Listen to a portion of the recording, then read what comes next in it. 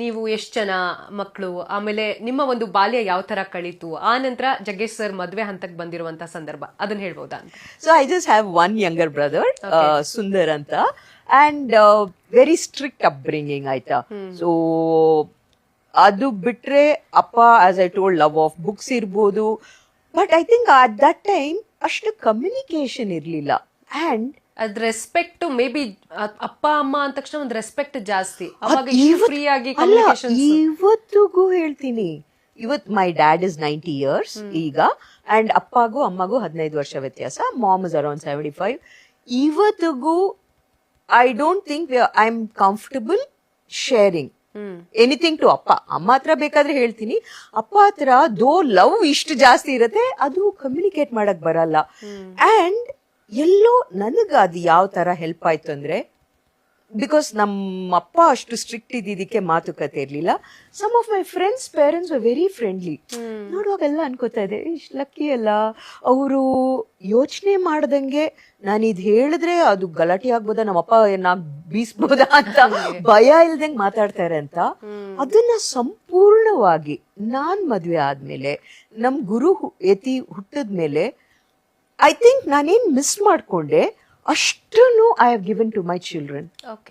So ಜೀವನದಲ್ಲಿ ನಮಗೇನ್ ಸಿಕ್ಕಿದ್ಯೋ 2 ways ಆಫ್ ಲರ್ನಿಂಗ್ ಲೆಸನ್ಸ್, ತುಂಬಾ ಸಂತೋಷ ಕೊಡುವಂಥದ್ದು, which effected us in a little difficult way, ಅದನ್ನು ನಾವು ಸೆಟ್ರೈಟ್ ಮಾಡ್ಕೋಬಹುದು. ಉದಾಹರಣೆಗೆ ತುಂಬಾ ಸರಿ ನಾ ಹೇಳ್ತೀನಿ, ಕೋಟಿಗಟ್ಲೆ ಹೆಣ್ಮಕ್ಳಿಗೆ ದೇ ಹ್ಯಾವ್ ದಿಸ್, ಒಂದು ಮದುವೆ ಆದ್ಮೇಲೆ ಒಂದು ಅಂಡರ್ಸ್ಟ್ಯಾಂಡಿಂಗ್ ಇನ್ ಲಾಸ್ ಸಿಗದೆ ಇರ್ಬೋದು. ಸೊ ಅವ್ರು ಎಷ್ಟು ಕಷ್ಟಪಟ್ಟಿರ್ತಾರೆ ಅಂದ್ರೆ, ಅಂಡ್ ಒಂದ್ ದಿವಸ ಅಲ್ಲ 2 ದಿವಸ ಅಲ್ಲ, ಅವ್ರು ಇಡೀ ಒಂದು ಮದುವೆ ಆಗಿ ಆಸೆ ಆಕಾಂಕ್ಷೆಯಿಂದ ಒಂದು ಗಂಡನ ಮನೆಗೆ ಬಂದು ಎಷ್ಟೋ ವರ್ಷಗಳು ಅವರಿಗೆ ಒಂದು ಸಪ್ರೆಷನ್ ಆಗಿರತ್ತೆ. ಸೊ ಇದನ್ನ ನೆಕ್ಸ್ಟ್ ಜನರೇಷನ್ಗೆ, ನಿಮ್ಮ ಮಕ್ಕಳು ದೊಡ್ಡವರಾಗಿ ಅವ್ರ ಮದುವೆ ಆದ್ಮೇಲೆ, there are 2 ways you can handle your daughter in laws. ನಾನ್ ನೋಡಿರೋದು ಸಾಕಷ್ಟು ಜನ ನಾವೆಲ್ಲ ಅಷ್ಟು ಮಾಡ್ಲಿ ಬಿಡು ಅಂತಾರೆ, ಬಟ್ ಒಂದು ವರ್ಗ ನಾನು ಅದಷ್ಟೆಲ್ಲ ಮಾಡ್ದೆ ಇವಳು ಚೆನ್ನಾಗಿರ್ಲಿ ಅನ್ನೋರು ಇಷ್ಟು ಚೆನ್ನಾಗಿರ್ತಾರೆ ಗೊತ್ತಾ ವರ್ಷ. ಹೌದು, ತುಂಬಾ ರೇರ್ ಮ್ಯಾಮ್, ಆ ತರ ಸಿಗೋರು ಕೂಡ ತುಂಬಾ ಕಡಿಮೆ. ಬಟ್ ನಾ ಹೇಳೋದು, ನಾವು ಆ ಕಷ್ಟ ಅನುಭವಿಸಿದೀವಿ, ಇನ್ನೊಬ್ರಿಗೆ ಯಾಕೆ ಕೊಡೋದು? It's okay. So let go, learn to let go. ನೀವು ಪರಿಮಳ ಜಗ್ಗೇಶ್ ಅಂತ ಹೇಳಿ ಗೊತ್ತಾಗಿದ್ದ ಆ ನಂತರ, ಬಟ್ ಪರಿಮಳ ಜಗ್ಗೇಶ್ ಅವರ ಲೈಫ್ ಬರೋ ಮುಂಚೆ ಪರಿಮಳ ಜಗ್ಗೇಶ್ ಯಾರು, ಪರಿಮಳ ಜಗ್ಗೇಶ್ ಅವರ ಬಾಲ್ಯ, ಪರಿಮಳ ಜಗ್ಗೇಶ್ ಅಂದ್ರೆ ಪರಿಮಳ ಅಂದ್ರೆ ಏನು ಅಂತ. ಸೊ ಒಂದು ಸೇಯಿಂಗ್ ಇದೆ ಅಲ್ಲ ಉಷಾ, ಹುಟ್ಗುಣ ಸುಟ್ರು ಹೋಗಲ್ಲ ಅಂತ. ಸೊ ಇವತ್ತು ನೀವೇನೇನು ಒಂದು ಇಂಟ್ರಡಕ್ಷನ್ ಮಾಡಿದಾಗ ಹೇಳ್ಕೊಂಡ್ ಬಂದ್ರು, ಅಷ್ಟು ಒಂದು ಚೈಲ್ಡ್ಹುಡ್ ಅಲ್ಲೇ ಇದ್ದಂತ ಫೌಂಡೇಶನ್ ಅಂತ ನನ್ನ ಪ್ರಕಾರ. ಯಾಕಂದ್ರೆ ನಾನು ಯಾವ್ದೋ ಒಂದು ಇಂಟರ್ವ್ಯೂ ಅಲ್ಲಿ ಹೇಳ್ತಾ ಇದ್ದೆ, ಸಮ್ವೇರ್ UKG ಹಂಗಂದ್ರೆ 4 years ಇರ್ಬೋದು. ನಮ್ಮ ತಂದೆಯವರು ಸ್ಕೂಲ್ ರನ್ ಮಾಡ್ತಾ ಇದ್ರು, ಈಸ್ ಎ ಪ್ರಿನ್ಸಿಪಲ್. ಅಪ್ಪ ಅಮ್ಮ ಇಬ್ರು ಸ್ಕೂಲ್ ರನ್ ಮಾಡ್ತಾ ಇದ್ರು, ವೆರಿ ಸ್ಟ್ರಿಕ್ಟ್ ಆಯ್ತಾ.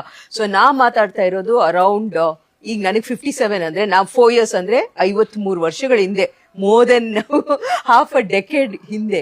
ಸೊ ಅವಾಗ ಏನ ತಪ್ಪು ಮಾಡಿದ್ರೆ ಈಗಿನ ಪೇರೆಂಟ್ಸ್ ತರ ತುಂಬಾ ನಾಜೂಕಾಗಿ ಮಾತಾಡೋದ್ರಲ್ಲ, ಭೈಡ್ ಅಂತ ಬಿಡೋರು ಎರಡು ಅಂಥದ್ರಲ್ಲೂ ನಾನ್ ನಾರ್ಮಲಿ ವಾಟ್ ಯು ಸೇ, ತೀಟೆ ಅಂದ್ರೆ ಅಪ್ಪನ ಕೈಯಲ್ಲಿ ಸಿಕ್ಕಾಕೊಳ್ಳಂಗ್ ತೀಟೆ ಕೆಲಸ ಮಾಡ್ತಾ ಇರ್ಲಿಲ್ಲ. But I was okay, clean ಆಗಿ ಎವ್ರಿ ಟೈಮ್. ಅಪ್ಪ ಹಿಂಗೆ ಸ್ನಾನಕ್ಕೆ ಹೋಗಿದ್ ಕೂಡ್ಲೇನೆ ನಮ್ದೆಲ್ಲ ಹುಕ್ಸ್ ಅಲ್ಲಿ ಅವರು ಬಟ್ಟೆ ನೇತಾಕಿರೋರು. ಸೊ ರೀಚ್ ಆಗಲ್ವಲ್ಲ, ಪುಟಾಣಿ ಒಂದು ಟೇಬಲ್ ತಳ್ಕೊಂಡು ಹೋಗಿ ಟೇಬಲ್ ಮೇಲೆ ನಿಂತು ಅಪ್ಪನ ಜೋಬಿಂದ 20 ಪೈಸಾ ತಗೋತಾ ಇದೆ. ಅಪ್ಪ use to have lot of money, ಅದೇ ನಾ 20 ಪೈಸಾ ತಗೋತಾ ಇದ್ದೆ. And we think very brilliant, ಗೊತ್ತಾಗಲ್ಲ ಅಂತ. ಫಸ್ಟ್ ಡೇನೆ ಗೊತ್ತಾಗ್ಬಿಟ್ಟಿದೆ ಅಪ್ಪನ್ಗೆ, ಏನ್ ಸೌಂಡ್ ಕೇಳ್ಸತ್ತಲ್ಲ ಹೇಳ್ಕೊಂಡ್ತಾವಳೆ ಇವಳು ಅಂತ. ತಿರ್ಗಾ 2ನೇ ದಿವಸ ನಮ್ಮಪ್ಪ ತುಂಬಾ ಸ್ಮಾರ್ಟ್, ಅದ್ರಲ್ಲಿ ತೋರ್ಸ್ಕೊಂಡೇ ಇಲ್ಲ. ತಿರ್ಗಾ ನೆಕ್ಸ್ಟ್ ಡೇ ಹಾಗೆ ಹೋದ್ರು, ಸೇಮ್ ರೊಟೀನ್ ಎಳ್ಕೊಂಡ್ ಬಂದೆ, ತೆಗಿದ್ರೆ ಬಂದ್ರು, ಏನಾ ಪಂಡ್ರೆ ಅಂದ್ರು. ಫುಲ್ ಟೆನ್ಷನ್ ಆಗ್ಬಿಟ್ರೆ, ನಂದು ಇನ್ನೊಂದೇನ್ ಅಭ್ಯಾಸ ಅಂದ್ರೆ, ಟೆನ್ಷನ್ ಆಗ್ಬಿಟ್ರೆ ಜೋರಾಗಿ ಮಾತಾಡಕ್ ಶುರು ಮಾಡ್ಬಿಡ್ತೀನಿ.